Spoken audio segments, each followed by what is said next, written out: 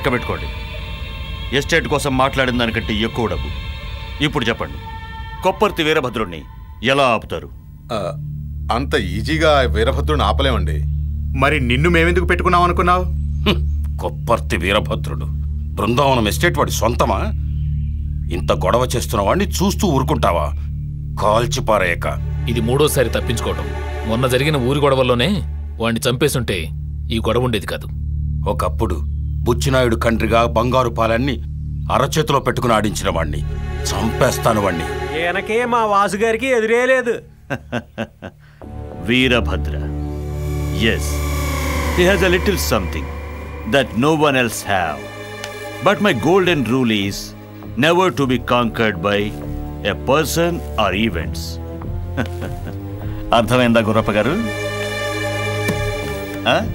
మీకు తెలియదు, గంగిగోవులా కనిపించిన పెద్ద పులి లాంటి క్రూరుణ్ణి నేను. జపమాల తిప్పుతూనే గొంతులు కోసేవాణ్ణి. నేననుకున్నది జరిగే తీరాలి. నా నిర్ణయానికి వ్యతిరేకంగా ఏ వ్యక్తి గాని సంఘటన గాని అడ్డుపడకూడదు. పిచ్ బ్లెండ్ లో రేడియం కనుక్కుని తీసినప్పుడు మేడం క్యూరీ మనసు పెట్టినట్టుగా I'll explore the fire and power. మనస్సు చెదరకుండా ప్రవర్తించేవాడి మార్తాండ. ఏం చేయాలో నాకు తెలుసు.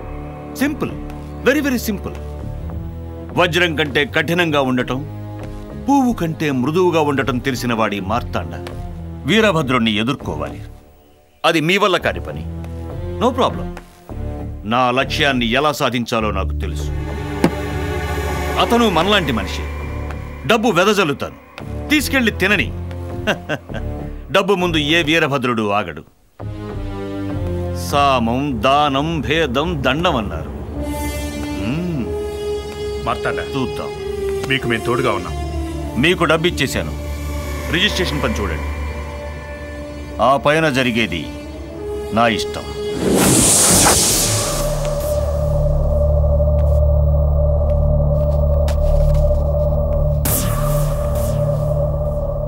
నాన్న, ఆ ఎస్టేట్ మన సొంతమైంది. 1854 ఎకరాలు. ఆ స్థలంలో అనన్య సామాన్యమైన ఓ మహల్ని కట్టిస్తా. బుచ్చినాయుడి కండ్రిగా బంగారు పాళాల నడుమ పచ్చటి పంట పొలాల మధ్యలో మహారాజాలా నిన్ను నిలబెడతా. కిలకిలా రావాలు వింటూ సంతోషంగా ఉండే నా తండ్రిని చూడాలి. నిన్నీ దుస్థితికి తీసుకొచ్చిన వాళ్ల చావు నువ్వు చూడాలి. నిన్ను వాళ్ళు దొంగ దెబ్బ కొట్టినట్టు నేను కొడుతుంటే నువ్వు చూడాలిగా. నిప్పుల్లో పడి వాళ్ల చర్మం కాలి ఎముకలు కరిగి కపాలాలు పేలుతున్న శబ్దం నువ్వు వినాలిగా. కానీ ఒక అడ్డంకి. ఏంటి? వీరభద్రుడు జాతర ఆరంభించటానికి ముందు మేకపోతును బలిస్తారు. ఇవ్వక తప్పదు. ఏంటి బాబు, టిఫిన్ చేసి వెళ్ళొచ్చు కదా. ఇది చాలమ్మా, అక్కడందరూ ఎదురు చూస్తున్నారు.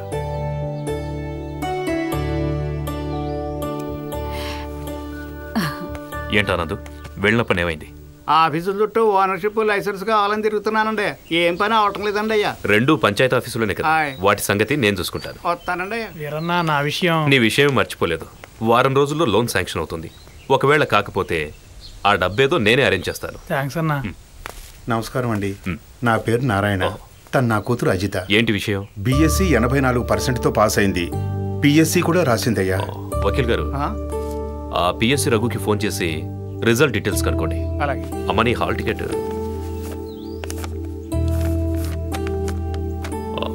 ఫోన్ చేయండి. ఈ రోజుల్లో ఉద్యోగం దొరకడం అనేది చాలా కష్టం. హలో, మిమ్మల్ని నమ్ముకుని వచ్చామయ్యా. ఇప్పుడు ఏం చేస్తున్నావు? పిల్లలకి ట్యూషన్ చెప్తున్నానండి. ఈ ఉద్యోగం ఎలాగైనా అమ్మాయికి దొరికితే మీ మేలు ఎప్పటికీ మర్చిపోలేమయ్యా. ఏం పర్వాలేదు. వకీల్ గారు, ఏమైంది? ర్యాంక్ లిస్ట్ లో 53వ ర్యాంక్ అట. 53. సరే, నేను చేసి పెడతాను. మీ ఉపకారం మర్చిపోలేమయ్యా. చేస్తానని చెప్పాను కదా. ఉదయం ఎప్పుడో బయలుదేరుంటారు. అవునండి. లోపలికి వెళ్ళి టిఫిన్ చేసి వెళ్ళండి. వెళ్ళండి. వకీల్ గారు, తీసుకో అమ్మా. వాడు టైలర్ శివ కదా. నన్ను రక్షించు వీరభద్రన్న. ఏంటి ఏడు పాపి? ఏం జరిగిందో చెప్పు. నన్ను రక్షించు, నన్ను రక్షించు. ఏం జరిగిందని అడిగానుగా, వివరంగా చెప్పు శివ. ఒక్క నోటీస్ కూడా ఇవ్వకుండా రాజయ్య రౌడీలను తీసుకొచ్చి షాప్ ఖాళీ చేయమన్నాడు. నన్ను నోటికి వచ్చినట్టల్లా తిట్టాడు, మెడబెట్టి బయటికి గెంటాడు. దాంతో నేను అతని కత్తితో పొడిచాను. ఎవయాడు? ఆసుపత్రికి తీసుకెళ్తుంటే చచ్చిపోయాడని తెలిసింది. వీరభద్రన్న, నన్ను రక్షించు వీరభద్రన్న. నా భార్య పిల్లలు అనాథలవుతారు. నెల నెల వాడుగా కరెక్ట్ గా ఇస్తున్నావా? ఇస్తున్నా. దాని రసీదులు ఉన్నాయి. నువ్వు అతన్ని పొడిచినప్పుడు ఎవరైనా చూసారా? పచారి కొట్టు రాజు, టీ కొట్టు రఘు. వకీల్ గారు, తన కొట్టు ఖాళీ చేయమని దౌర్జన్యం చేస్తుంటే ప్రాణరక్షణకై పొడిచాడు. అందుకు అవసరమైన సాక్ష్యాలు, ఆధారాలు ఏర్పాటు చేయండి. చంద్ర, నన్ను కొట్టండి. నేను తప్పు చేయలేదు. అయ్యా, అమ్మో, అయ్యో, నేను తప్పు చేయలేదు.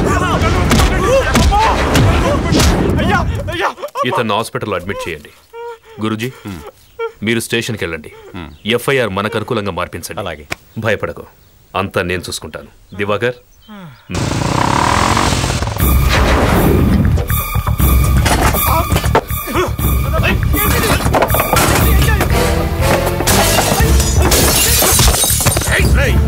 ఈ రోజు నువ్వు కొట్టు తెరవలేదు. షాప్ ఓనర్ రాజయ్యను శివ పొడటం చూడలేదు. ఆల్వాయి రాజయ్యను శివ చంపడం నువ్వు చూడలేదు. అర్థమైందా? నువ్వు ఇవాళ కొట్టే తీయలేదు. శివకు వ్యతిరేకంగా ఎవరైనా సాక్ష్యం చెప్పారో చస్తారు.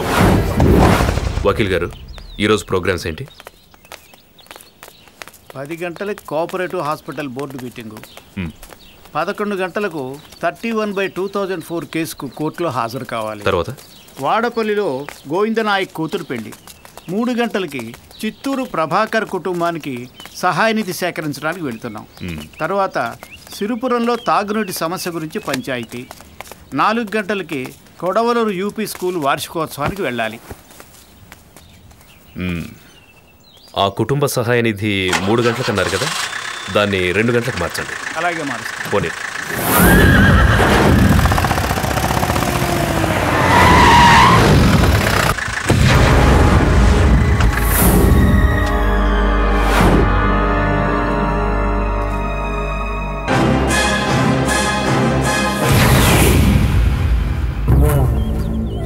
చాలా కష్టపడి చెమటోటి సంపాదించిన డబ్బుతో ఆ ఎస్టేట్ కొన్నాను.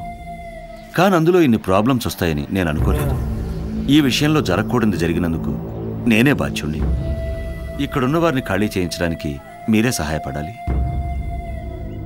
ఈ విషయంలో మనం గొడవ పట్టడం అనవసరం. ముందుగా మిమ్మల్ని సంప్రదించాలని, మీ సహకారం తీసుకోవాలన్న సంగతి నాకు తెలియదు. మీతో ఒక్క మాటైనా చెప్పకుండా ఆ ఎస్టేట్ నేను కొనేశాను. అలా చేసుండాల్సింది కాదు. అది నాకు దక్కేలా చేయండి. పరిహారంగా మీరేమడిగినా ఇవ్వటానికి నేను సిద్ధం. అక్కడున్న వాళ్లకు వేరే ఎక్కడైనా ఉండటానికి అన్ని ఏర్పాట్లు నేను చేస్తాను. నేను ఒక్కడొక అద్భుతమైన ప్రాజెక్ట్ కట్టాలనుకుంటున్నాను. చక్కటి ఓ ప్లాంటేషన్, రిసార్ట్, ఇండస్ట్రీ. వీటికి ఎంతకంటే మంచి ప్రదేశం దొరకదు వీరా.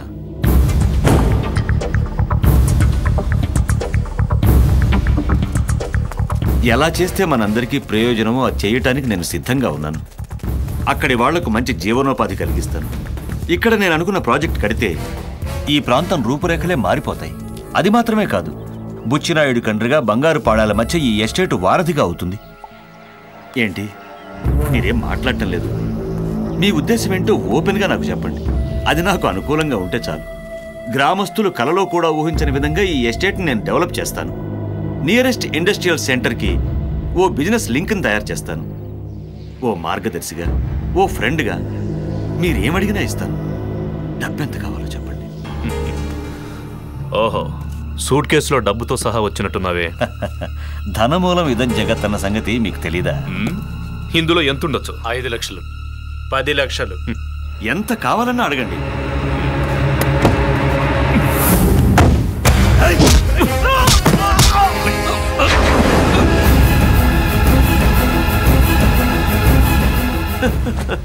ఏంటి వీరా ఇది?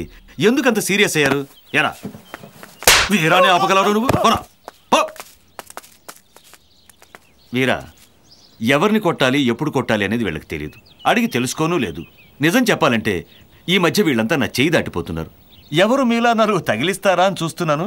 మీరు తగిలించారు. కావాలంటే ఇంకా 4 పీకండి. ఇలాంటి ఒక సీన్ క్రియేట్ అయినందుకు నన్ను క్షమించాలి. డబ్బొద్దంటే చెప్పండి, తీసుకెళ్ళిపోతాను. ప్రాబ్లం సాల్వ్ అయితే చాలు. ఇంత దాని వీరా, నీకు నా గురించి సరిగా తెలియదు. బాగా తెలుసు. మార్తాండ రామచంద్రాపురంలో వెలిసిన కొత్త భాగ్యవంతుడి. మైసూర్ గుండల్పేటలో మహాలక్ష్మి ఔటర్లో విచ్చలవిడిగా తిరిగి అడ్డదారుల్లో ధనార్జన చేసే వాళ్లతో జతకట్టి హత్యలు, దోపిడీలు, మోసాలు చేసి సంపన్నుడివయ్యావు. నీ కంటి చూపు పడిందాన్నల్లా సొంతం చేసుకోవాలనుకునే దురాశపరుడి. కొత్తకోట బాలయ్య నాయుడి ఆస్తులు కొనడంతో కోటీశ్వరుడివైపోయావు. అనుకున్న దానికంటే 2 ఎక్కువిచ్చి గుర్రప్ప సోదరుల నుంచి బృందావన్ ఎస్టేట్ కొన్నావు. దాంతో తీరలేదు నీ దాహం. మదనపల్లి అడవుల్లో దొరికే టేకు, చందనము స్మగ్లింగ్ చేయడానికి అడ్డదారుల్లో ఫారెస్ట్ వేలాన్ని కొట్టేశావు. అడవి, గ్రామం, నగరం ఏది పడితే అది దోచుకుంటున్న మార్తాండా, బృందావనంలో నిన్ను అడుగు పెట్టనివ్వను. నీకు దమ్ముంటే అక్కడికి రా.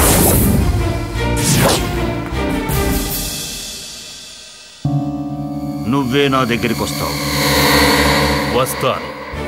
దినకరుడు అస్తమిస్తున్నటువంటి వేళ అసహాయులకు ఆత్మబంధువునై మరుభూమిని పోలు మనసున మదమణచటానికి అశ్వారూఢున్నై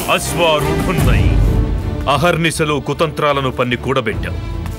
స్నేహం విలువేంటో తెలీదు నీకు. అహంకారంతో కళ్ళు నెత్తికెక్కిన వాడికి కాలమే సరైన గుణపాఠం నేర్పుతుంది. మార్తాండా, మనం నిమిత్త మాత్రులం. జరిగేది జరిపించేది పైవాడి. కలుద్దాం.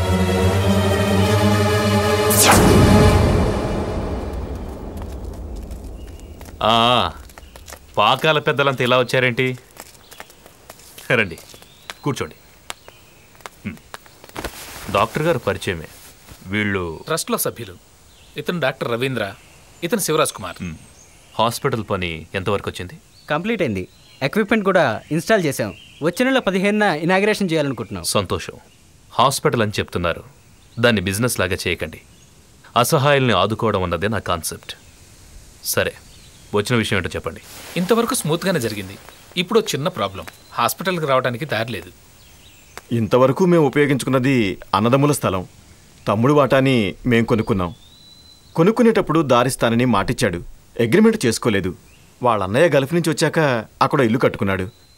ఇప్పుడు అతి కష్టం మీద కాలిబాటలో వెళ్తున్నాం. దారికి స్థలం ఇవ్వనంటూ అతను మొండిపట్టు పట్టాడు.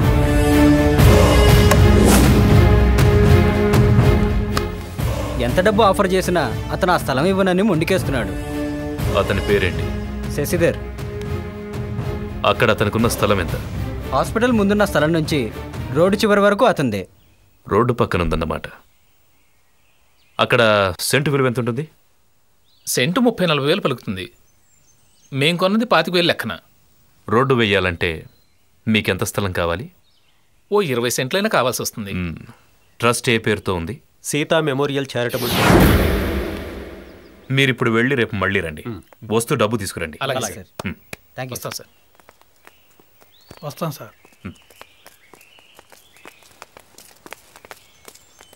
గురూజీ, మీరు వీళ్లతో పాటు వెళ్ళి డీటెయిల్స్ కలెక్ట్ చేయండి. శశిధర్తో మీరు మాట్లాడండి. లేదంటే నన్ను వచ్చి కలవమనండి. సరే, పదండి. వకీల్ గారు, పొద్దున్నే రిజిస్ట్రార్ గారిని రమ్మనండి. రేపు ఇక్కడ ఒక రిజిస్ట్రేషన్ చేయాలని చెప్పండి. స్వయంగా ఆఫీస్కి వచ్చి రిజిస్ట్రేషన్ చేయలేని పరిస్థితుల్లో ఉన్నాడని చెప్పండి.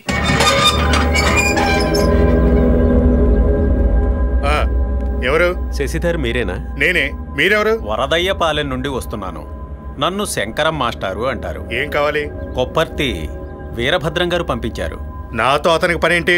ఆసుపత్రి విషయంలో చిన్న సమస్య ఉంది. దానికి వెళ్లే దారి గురించి మాట్లాడాలన్నారు. అది వాళ్ళతోనే మాట్లాడేశాను కదా. ఆ స్థలం ఇవ్వటం నాకు ఇష్టం లేదు, చెప్పానుగా.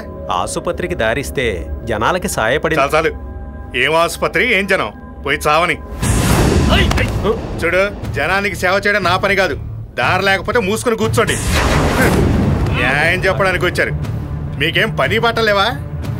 నేనిప్పుడు వారికి ఏం చెప్పాలి? నువ్వేం చెప్పక్కర్లే. రేపు ఉదయం నేనే అక్కడికి వస్తా. చెప్పాల్సింది నేనే చెప్తా.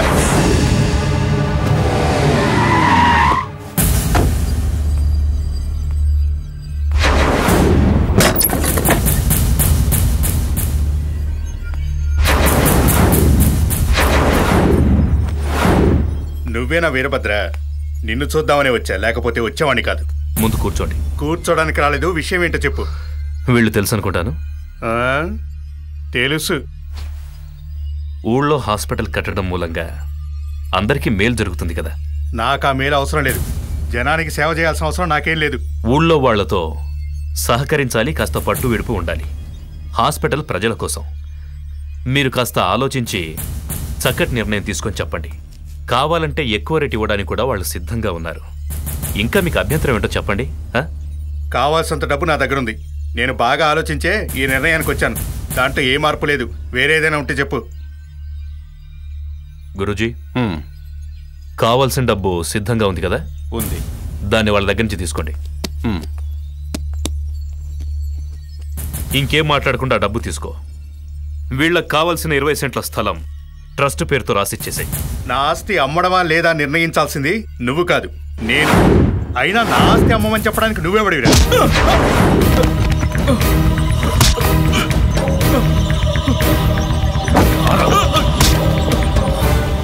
ఇంకా కావాలా? సంతకం పెట్టు.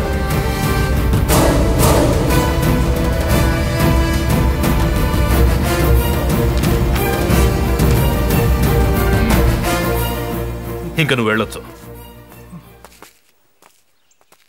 మీ ఉపకారానికి మేము ఎలా రుణం తీర్చుకోగలం? జనానికి ఉపయోగపడే విధంగా మీరు హాస్పిటల్ నడపండి. అలాగేనండి. వస్తాను సార్. 8 గంటలకు అయిపోతుందిగా కిష్టప్ప? అయిపోతుందన్నా. దివాకర్, ఇక్కడ పనవ్వగానే క్యాంపులో ఉన్న వాళ్ళని ఇక్కడికి మార్చండి. హాస్పిటల్లో ఉన్న వాళ్ళ మీద ప్రత్యేక శ్రద్ధ తీసుకోండి. డిశ్చార్జ్ అయిన వాళ్ళని నేరుగా ఇక్కడికి తీసుకురావచ్చుగా? క్యాంపులో భోజనం సమయానికి ఏర్పాటు చేయాలి. సరే. పిల్లలున్నారు. నష్టపోయిన వాళ్ళు వచ్చి సర్దుకునే వరకు అన్ని మనమే చూసుకోవాలి. ఏం వకీల్ గారు? ఇంతమందికి రోజు భోజనాలు ఎక్కడి నుంచో తేవటం కంటే ఇక్కడే వంట చేస్తే బాగుంటుంది. అలాగే చేయి. రాఘవ, అవసరమైన వంట సామాన్లన్నీ ఇమ్మన్నానని అమ్మతో చెప్పు. అలాగే. కృష్ణమేస్త్రి ఎక్కడి నుంచి వస్తున్నట్టు? వెంకటగిరి కోటకి వెళ్ళాను. ఒక్క పనివాడు దొరకలేదు. పని లేనప్పుడు అందరూ అడుగుతారు. వాళ్ల కోసమనే అక్కడే 4 రోజులు ఉండిపోయాను. నువ్వు వెంకటగిరి కోటకు వెళ్ళలేదని నాకు తెలుసు. పెద్దవాడివై ఉండి ఏంటి నువ్వు చేస్తున్నావు? అన్నా, అది కాదన్నా. వద్దు, నమ్మక ద్రోహం చేయొద్దు. నాకు తెలుసు నువ్వు ఎక్కడికి వెళ్ళావు. శత్రువులతో చెయ్యి కలపొద్దు. నువ్వు ఇక్కడి నుంచి వెళ్ళడంలోనే తెలుస్తోంది ఇందులో నీ ప్రమేయం ఉందని.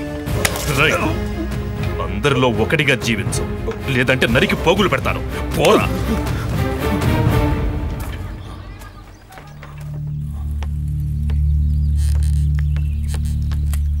ఎస్టేట్ గురించి బాగా తెలిసిన మనిషి ఈ రోజు వచ్చి మనతో చేయి కలిపాడు.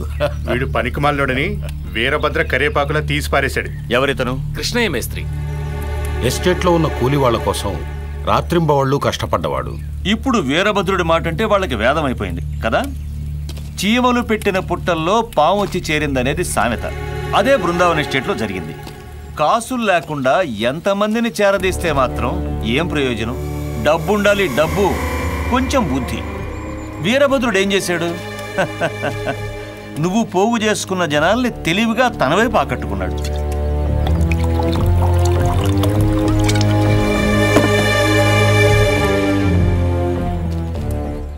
తీసుకో, దింపకుండా లాగించు, రిలాక్స్ అవుతావు. నీ బాధ తగ్గడానికి ఇది చాలా మంచి మందు. ఊళ్ళు తిరిగి పోగు చేసి ఫుడ్డు పెట్టుంటావు కదా నువ్వు. ఒక్క రాత్రిలో వాళ్ళు పార్టీ మార్చేస్తే బాధగానే ఉంటుంది. అంత అన్యాయం చేసిన వాడిని నువ్వు ఊరికే వదిలిపెట్టకూడదు. ఇదిగో, ఇది కూడా తీసుకో. మొహమాట పడకు, కాస్తైనా బాధ తగ్గాలిగా మరి. దించకుండా కొట్టే. నాతోనే ఉండు. మళ్ళీ అక్కడికి వెళ్ళాల్సిన అవసరం లేదు. నేను చెప్తున్నాగా, నువ్వు చెప్పింది చేయడానికి బృందావన్ ఎస్టేట్లో కొందరైనా ఉన్నారుగా. నీకు సహాయంగా నేనున్నాను. నువ్వు నేను చెప్పినట్టు చేస్తే చాలు. నేనేం చేయాలో చెప్తే చాలు. తొందర ఎందుకు? నువ్వు మాతో చేతులు కలుపుతున్నావు కదా, అది చాలు. ప్రస్తుతానికి రెస్ట్ తీసుకో, రాత్రికి కలుపుతాం.